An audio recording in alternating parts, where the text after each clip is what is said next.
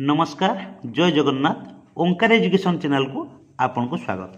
पिला माने आज आम तृतीय श्रेणी भाषा महक पाठ्यपुस्तकर प्रथम विषय जानिच से प्रथम विषयर नाम हेउची केही नुहेता सरी।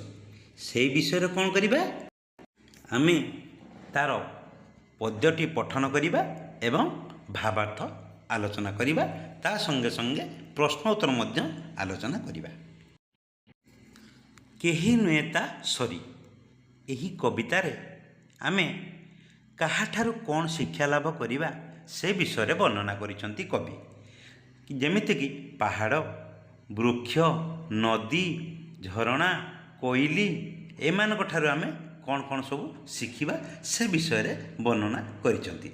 चित्ररे देखुचंती ये फलंती वृक्ष ठारु कौन शिखिबा आउ नदी ठारु कौन शिखिबा कोइली ठारु कौन शिखिबा पहाड़ ठारु कौन शिखिबा एवं फूल ठारु मध्य कौन शिखिबा।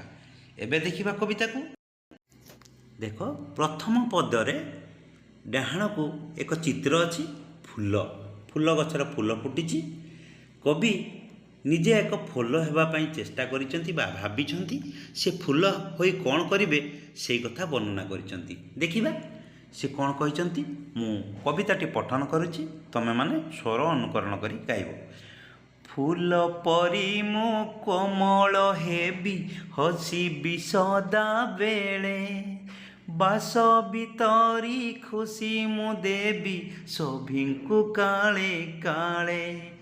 एठारे कवि कहउचंती फूल परी मु कोमल हेबी फूल जेमिति कोमल नरम सेई भली मु फूल भली हबाकू चाहूँची आउ हसिबि सदाबले फूल जेमिति सबले खिली खिली हसुଥାଏ बहुत नरम ताकू समस्ते भल पाती पशु पक्षी मनीष समस्ते भल पाती आउ कौन फूलर बास्ना थाए बास भितरी खुशी मु देवी सभिंकु काले काले मु ए बास वितरण करिबा बास्ना प्रदान करी समस्त को खुशी देवी आउ सभिंकु काले काले माने जुग जुग धरिक मु सेमानकु खुशी प्रदान करी।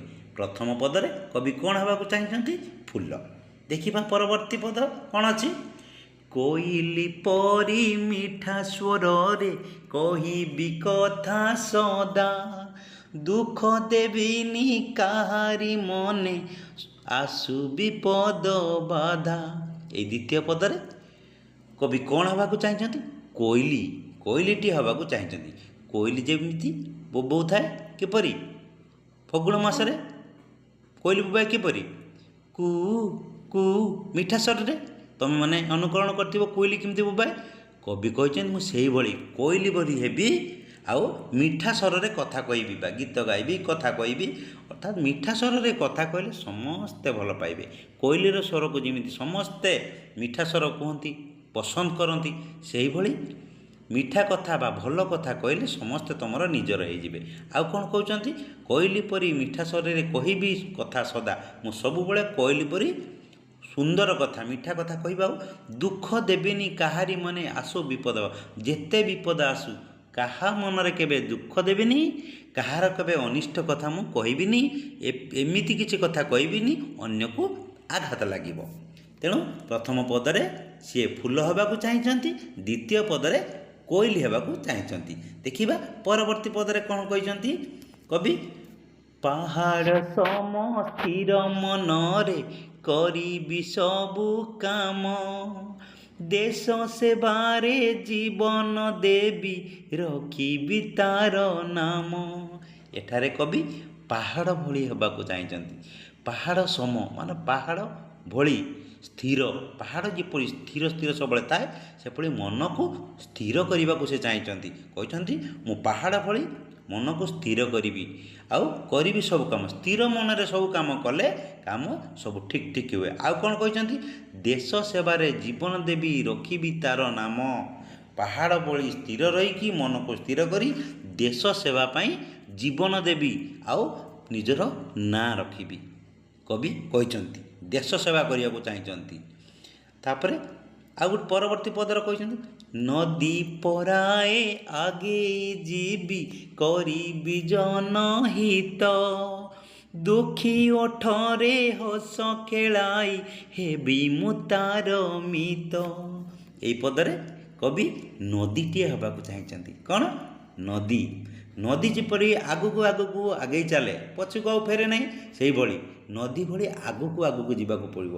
କ'ଣ ପାଇଁ? କରିବି ଜନହିତ। ନଦୀ ପରାଏ ଆଗେଇ ଯିବି, କରିବି ଜନହିତ। ନଦୀ ଆଗକୁ ଆଗକୁ ଆଗେଇ ଚାଲିଛି। ନଦୀ ଯେପରି ଲୋକମାନଙ୍କର ଉପକାର କରୁଛି ପାଣିଦାନ କରି, ସେଥିରୁ ନଦୀରୁ ଲୋକମାନେ ମାଛ ଧରନ୍ତି, ମାଛ ଧରି ବିକ୍ରି କରି ଧନ ଉପାର୍ଜନ କରନ୍ତି। ପଶୁପକ୍ଷୀମାନେ ପାଣି ପିଇ ତୃଷା ମେଣ୍ଟାନ୍ତି, ଶୋଷ ମେଣ୍ଟାନ୍ତି। ଆଉ କ'ଣ? ଦୁଃଖୀ ଓଠରେ ହସ ଖେଳାଇ ହେବି ମୁଁ ତାର ମିତ। ନଦୀ ଯେପରି ଅନ୍ୟକୁ ଜଳ, ମାଛ ଆଉ ଜଳରୁ ଅନେକ ଜିନିଷ ଯୋଗାଇ ଦେଇ ଲୋକମାନେ ହସ ଖେଳାଏ, କବି ଚାହୁଁଛନ୍ତି ମୁଁ ବି ମଧ୍ୟ ନଦୀ ଭଳି ହୋଇ ପରର ଅନ୍ୟର ହିତ ସାଧନ କରିବି, ଆଉ ଦୁଃଖୀ ଓଠରେ ହସ ଖେଳାଇବ। ଯାହା ମନରେ ଦୁଃଖ ଥିବ ମୁଁ ତାଙ୍କ ମନରେ ହସ ଖେଳାଇ ଦେବି, ଆଉ ତାଙ୍କର ହେବି ମୁଁ ତାର ମିତ। ମିତ ମାନେ ହେଲା ମୁଁ ତାର ବନ୍ଧୁ ସାଙ୍ଗ ହେବାକୁ ଚାହିଁଛନ୍ତି। ମନେ ରହିଲା ପରବର୍ତ୍ତୀ ପଦ। ପରର ହିତ କରଇ ଯିଏ ଆପଣା ଲୋକ ପରି, ସିଏ ତ ଏକା ସଂସାରେ ସାର, କେହି ନୁହେଁ ତା ସରି। କବି କହିଛନ୍ତି ପରର ହିତ ଯିଏ କରେ ସିଏ ତ ଆପଣା ଲୋକ। ଯିଏ ନିଜ ଲୋକ ଯଦି ଆପଣାର ଭଳି କାର୍ଯ୍ୟ ନ କରେ, କଥା ନ କହେ, ସେ ନିଜର କେବେ ହେଇପାରିବନି। ତେଣୁ ପରର ହିତ ଲାଗି ଉପକାର ପାଇଁ ମୁଁ ସବୁବେଳେ ଚେଷ୍ଟା କରିବି, ଆପଣା ଲୋକ ବି ବ୍ୟବହାର କରି। ସିଏ ଏକା ସଂସାରରେ ସାର, କେହି ନୁହେଁ ତା ଧରି। ତେଣୁ ପରର ଯିଏ ହିତ ସାଧନ କଲା ସିଏ ହେଉଛି ସଂସାରରେ ସବୁଠାରୁ ସାର, ସମସ୍ତଙ୍କ ଠାରୁ ଶ୍ରେଷ୍ଠ। ଏଠି ସଂସାରରେ ସାର ମାନେ ସଂସାରର ଜଗତରେ ଶ୍ରେଷ୍ଠ ବୋଲି କୁହାଯାଇଛି। କେହି ନୁହେଁ ତା ଧରି, ତା ସରି ଆଉ କେହି ହେଇପାରିବେ ନାହିଁ। ତୁମେମାନେ କବିତାଟି ସ୍ୱର ଅନୁକରଣ କଲ, ତାର ଧାଡ଼ି ଧାଡ଼ି କରି ଭାବାର୍ଥ ବୁଝିଲ। ଏବେ ଦେଖିବା। ଦେଖ, ଗୀତ ପଠନ ପରେ ତଳେ ଏକ ଛବି ଦେଇଛି। ଏଠି ସୂର୍ଯ୍ୟ ଉଦୟର ଏକ ଛବି ଦେଇଛି। ସୂର୍ଯ୍ୟ ପାହାଡ଼ ତଳେ ବୁଡ଼ି ଯାଉଛନ୍ତି, ଗଛ ଅଛି, ନଦୀ ବହି ଯାଇଛି, ପିମ୍ପୁଡ଼ିମାନେ ଖାଦ୍ୟ ସଂଗ୍ରହ କରି ଯାଉଛନ୍ତି, କୋଇଲି ଗଛ ଡାଳରେ ଗୀତ ଗାଉଛି। ତଳକୁ ପ୍ରଶ୍ନ ଦେଇଛି, ଉପରୋକ୍ତ ଚିତ୍ରରେ ତୁମେ କ'ଣ ସବୁ ଦେଖୁଛ? କ'ଣ ଦେଖୁଛ? ଆମେ ଚିତ୍ରରେ ଦେଖୁଛୁ ନଦୀଟିଏ ବହି ଯାଇଛି, ସୂର୍ଯ୍ୟ ଉଦୟ ହେଉଛନ୍ତି, ପକ୍ଷୀମାନେ ଉଡ଼ୁଛନ୍ତି, ଆଉ କୋଇଲି ଗଛ ଡାଳରେ ଗୀତ ଗାଉଛି, ନଦୀ ଝରଣା ବହି ଯାଉଛି। ଏଭଳିଆ ତୁମେମାନେ ଉତ୍ତର ଦେବ। 2 ନମ୍ବର ଚିତ୍ରରେ, ଚିତ୍ରରେ ଥିବା ପ୍ରାଣୀଙ୍କ ପରି ଆଉ କେଉଁ ସବୁ ପ୍ରାଣୀକୁ ତୁମେ ଘରର ଆଖପାଖରେ ଦେଖିଛ? ଏଇ ଚିତ୍ରରେ କ'ଣ ଅଛି? ପିମ୍ପୁଡ଼ି ଅଛି, କୋଇଲି ଅଛି, ଆଉ କିଛି ତ କାହିଁ ଦେଖାଯାଉନାହାନ୍ତି। ଆଖପାଖରେ ଆମେ କ'ଣ ସବୁ ପ୍ରାଣୀ ଦେଖୁଛୁ? ଘର ପାଖରେ ଛେଳି, କୁକୁଡ଼ା, ଗାଈ, ମେଣ୍ଢା, ଛେଳି, ବତକ, ଯାହା ଦେଖୁଛ ତୁମେ ଉତ୍ତର ଦେବ। ଇଏ ମୁକ୍ତ ଉତ୍ତରମୂଳକ। ତୁମେ ଯାହା ଦେଖୁଛ ସ୍ପଷ୍ଟ ଭାବରେ ଜୋର କରି ଗୁରୁଜୀ ଗୁରୁମାଙ୍କୁ ଉତ୍ତର ଦେବ।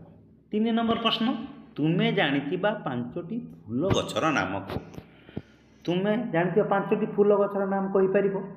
ଟଗର ଫୁଲ, ମନ୍ଦାର ଫୁଲ ଗଛ, ଆଉ ନାଗଚମ୍ପା ଗଛ, ଚମ୍ପା ଗଛ, ଆଉ କ'ଣ କେଉଁ ଫୁଲ? ତରାଟ ଫୁଲ ଗଛ, ଗେଣ୍ଡୁ ଫୁଲ ଗଛ, ଆଉ ଜିନିଆ ଫୁଲ ଗଛ, ଏମିତି ଅନେକ ଫୁଲ ଗଛ। ଯାହା ଦେଖୁଥିବ ସେଇଟା କହିବ। 4 ନମ୍ବର ପ୍ରଶ୍ନ କ'ଣ ଅଛି? ଆକାଶରେ ଉଡ଼ିଥିବା ପକ୍ଷୀମାନଙ୍କୁ ଦେଖିଲେ ତୁମ ମନରେ କେଉଁ ସବୁ ଭାବନା ଆସେ? ଆକାଶରେ ପକ୍ଷୀମାନେ ଉଡ଼ୁଥିଲେ କ'ଣ ମନକୁ ଆସେ? ମୁଁ ଯଦି ପକ୍ଷୀଟିଏ ହେଇଥାନ୍ତି, ଆକାଶରେ ଉଡ଼ି ବୁଲନ୍ତି, ନୁହେଁ? ଏଭଳି ଭାବନା ଆସେ, ନୁହେଁ କି? ଦେଖିବା ପରବର୍ତ୍ତୀ କ'ଣ ରହିଛି। ଏଠାରେ ପରବର୍ତ୍ତୀ ପ୍ରଶ୍ନରେ 1 ନମ୍ବର ଅଛି, କାହାଠାରୁ କ'ଣ ଶିଖିବା? ଗାର ଟାଣି ଯୋଡ଼ିବା। ଫୁଲଠାରୁ କ'ଣ ଶିଖିବା? ପାହାଡ଼ଠାରୁ କ'ଣ ଶିଖିବା? ଫୁଲଠାରୁ କ'ଣ ଶିଖିବା? ନା ତଳକୁ ଦେଇଛି, ଫୁଲଠାରୁ ଶିଖିବା ଆମେ କ'ଣ? ସବୁବେଳେ ହସିବା। ଫୁଲ ଯେମିତି ହସୁଥାଏ ସେଭଳି ହସିବା। ତାପରେ ପାହାଡ଼, ପାହାଡ଼ ଯେପରି ସ୍ଥିର, ପାହାଡ଼ଠାରୁ କ'ଣ ଶିଖିବା? ସ୍ଥିର ରହିବା ଶିଖିବା।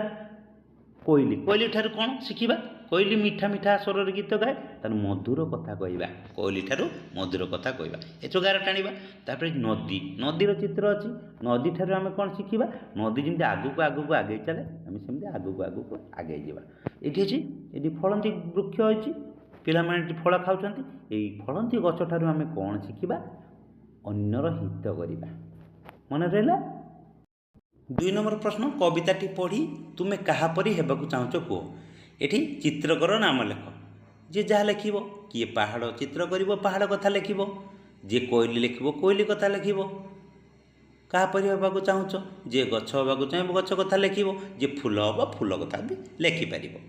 5 ନମ୍ବର କ'ଣ ଅଛି, ଏଠି ତଳ ଲିଖିତ ବାକ୍ୟକୁ ପଢ଼, ସେହି ଭାବ କବିତାରେ କେଉଁ ପଦରେ ଅଛି ଦେଖ ଓ ଲେଖ। ମୁଁ ଯେଉଁଠାରେ ରହିଲେ ବି କାହାରି ମନରେ ଦୁଃଖ ଦେବି ନାହିଁ। ଏଇଟା କେଉଁଠି ଅଛି ଦେଖିବା କବିତାରେ। ଦେଖ କବିତାରେ ଦ୍ୱିତୀୟ ପଦରେ ଅଛି, କୋଇଲି ପରି ମିଠା ସ୍ୱରରେ କହିବି କଥା ସଦା, ଦୁଃଖ ଦେବିନି କାହାରି ମାନେ ଆସୁ ବିପଦ ବାଧା। ଏଇଟା ଏଇ ପଦଟି ସେଠି ଆମେ ଲେଖିଦେବା। ତାପରେ 6 ନମ୍ବର, ମୋ ଲକ୍ଷ୍ୟ ପୂରଣ କରିବା ପାଇଁ ମୁଁ ମେରୁ ପରି ଅଟଳ ରହିବି। ଏଇଟା କେଉଁ ପଦରୁ ଆସିଛି, ଏ ଯେ କବି ପାହାଡ଼ ହେବା ପାଇଁ ଚେଷ୍ଟା କରୁଛନ୍ତି ସ୍ଥିର ରହି, ସେଇଟା ସେଇ ପଦଟିକୁ ଲେଖିବା। ଦେଖିବା କେଉଁ ପଦଟି। ଦେଖ ଏଠି ତୃତୀୟ ପଦଟି ଅଛି, ପାହାଡ଼ ସମ ସ୍ଥିର ମନରେ କରିବି ସବୁ କାମ, ଦେଶ ସେବାରେ ଜୀବନ ଦେବି ରଖିବି ତାର ନାମ। ଏଇ ପଦଟି ଆମେ ସେଠି ଲେଖିଦେବା। ଗ, ମୁଁ ଦୁଃଖୀ ଲୋକଙ୍କ ଓଠରେ ହସ ଖେଳାଇବି ଓ ତାଙ୍କର ସାଥୀ ହୋଇ ରହିବି। ଯେଉଁଠି ମିତ ହୋଇକି ରହିବି ବୋଲି ଲେଖାଯାଇଛି। ଦେଖିବା ସେଇ ପଦଟି କେଉଁଠି ଅଛି। ଏଠାରେ କବି ନଦୀ ହେବାକୁ ଚାହିଁଛନ୍ତି, ସେଇଠାରେ କହିଛନ୍ତି ନଦୀ ପରାଏ ଆଗେଇ ଯିବି କରିବି ଜନହିତ, ଦୁଃଖୀ ଓଠରେ ହସ ଖେଳାଇ ହେବି ମୁଁ ତାର ମିତ। ଏଇଟା এই ପଦଟି ସେଠି ନେଇ ଲେଖିଦେବା। ଏଠାରେ ତୁମେ କେଉଁ ପରିସ୍ଥିତିରେ ଅନ୍ୟକୁ ସାହାଯ୍ୟ କରିବ, ଯେକୌଣସି ଦୁଇଟି ବାକ୍ୟ ଲେଖ। କେଉଁ ପରିସ୍ଥିତିରେ ଅନ୍ୟକୁ ସାହାଯ୍ୟ କରିବ, ଯେଉଁ ଲୋକଟି ବିପଦରେ ପଡ଼ିଥିବ ତାକୁ ସାହାଯ୍ୟ କରିବ। ଯେପରି ରାସ୍ତାରେ ଯାଉଥିବା ଅନ୍ଧ ବ୍ୟକ୍ତିକୁ ଆମେ ବାଟ କଢ଼ାଇ ନେବା, ଆଉ ଭିକାରୀଟି ଯଦି ଘରକୁ ଆସି ଭିକ ମାଗେ ତାକୁ ଚାଉଳ ମୁଠାଏ କିମ୍ବା ଟଙ୍କାଟିଏ ଦେବା। এই ଦୁଇଟି ବାକ୍ୟ ଆମେ ସେଠି ଲେଖିଦେବା। 3 ନମ୍ବର, ତୁମ ସାଙ୍ଗର ଦୁଇଟି ଭଲ ଗୁଣ ବିଷୟରେ ଲେଖ। ତୁମ ସାଙ୍ଗର ଦୁଇଟି ଭଲ ଗୁଣ କ'ଣ? ମୋ ସାଙ୍ଗ ଭଲ ପାଠ ପଢ଼େ, ଆଉ ମୋ ସାଙ୍ଗ ଠିକ୍ ସମୟରେ ବିଦ୍ୟାଳୟକୁ ଯାଏ। ଦୁଇଟି ବାକ୍ୟ ଲେଖିଦେବା। ଏଠାରେ ଗୋଟେ ପ୍ରଶ୍ନ ଦେଇଛି ଯେ 1 ନମ୍ବର ଦେଇଛି, ଏଠି କିଛି ଶବ୍ଦ ଦେଇଛି, ପାହାଡ଼ ନଦୀ ଜନ୍ମ ସରି ସଦାବେଳେ। ଏଠି କିଛି ଶବ୍ଦ ତାର ଅର୍ଥ ଦେଇଛି। ଏଠି ପ୍ରଶ୍ନ କ'ଣ ଦେଇଛି, ଏଗୁଡ଼ିକ ନେଇ ଆମେ ବାକ୍ୟ ଗଠନ କରିବା। ଯେପରି ପାହାଡ଼, ପାହାଡ଼ ନେଇକି କ'ଣ କରିବା, ପାହାଡ଼ ସର୍ବଦା ସ୍ଥିର ରହିଥାଏ। ନଦୀ, ନଦୀ ସର୍ବଦା ଆଗକୁ ଆଗକୁ ଆଗେଇ ଚାଲେ। ଜନ ମାନେ ଲୋକ, ଲୋକ ବା ଜନ ଲେଖିଲେ ଲୋକମାନେ ସବୁବେଳେ ଲୋକମାନଙ୍କୁ ଜନ ବୋଲି କୁହାଯାଏ। ଏ ବାକ୍ୟଟି ଲେଖିପାରିବ। ସରି ବା ସମାନ, ମୋ ସାଙ୍ଗ ସରି ଆଉ କେହି ହେବେ ନାହିଁ। ସଦାବେଳେ, ମୋ ସାଙ୍ଗ ସଦାବେଳେ ମୋ ସାଥିରେ ସ୍କୁଲକୁ ଯାଏ। ଏଭଳି ବାକ୍ୟ ଗଠନ ଲେଖିପାରିବେ। କବିତାରେ ଦିଆଯାଇଥିବା ତଳଟି ସମତାନ ଶବ୍ଦ, ସମତାନ ଶବ୍ଦ ଅର୍ଥାତ୍ ସମାନ ଭଳି ଶୁଭୁଥିବା। ରହିବି କହିବି, ଯେପରି ଲେଖାଯାଇଛି କହିବି ରହିବି, ସେଠି ହିତ ମିତ, ଯିଏ ସିଏ, ପରି ସରି, ମନ ଜନ, ଏଭଳିଆ ହେବ। ତାପରେ କଥାରେ କ'ଣ କହିବା ଲେଖ। ଏଠି କଥାରେ କ'ଣ କହିବା, ପରାଏ ମାନେ ଭଳି, କରଇ ମାନେ କରି, ପଥେ ମାନେ ରାସ୍ତାରେ, ଭିତରି ବା ବାଣ୍ଟି। 4 ନମ୍ବର ଅଛି, ସାରଣୀରୁ ଅକ୍ଷର ନେଇ ଶବ୍ଦ ଗଢ଼ ଏବଂ ପଢ଼ ଲେଖ। ଏଠି ସାରଣୀରୁ ଶବ୍ଦ ନେଇ ଗଠନ କରିବା। ଏଠି ହେବ କ'ଣ, ପୋଟଳ, ଚାମଚ, ନରମ, ମକା, ନଳ, ଏଭଳି ଶବ୍ଦ ଲେଖିପାରିବେ। 5 ନମ୍ବର ଅଛି, ତଳେ ଦିଆଯାଇଥିବା ବାକ୍ୟ ଗୁଡ଼ିକୁ ପଢ଼। ଚଗଲା ଚଟିଆକୁ ଚଣା ଦେଲା, ଖରେ ନଟବର ନୌକାରେ ନଦୀ ପାର ହେଲା, କନକ ପନିକିରେ କଖାରୁ କାଟିଲା।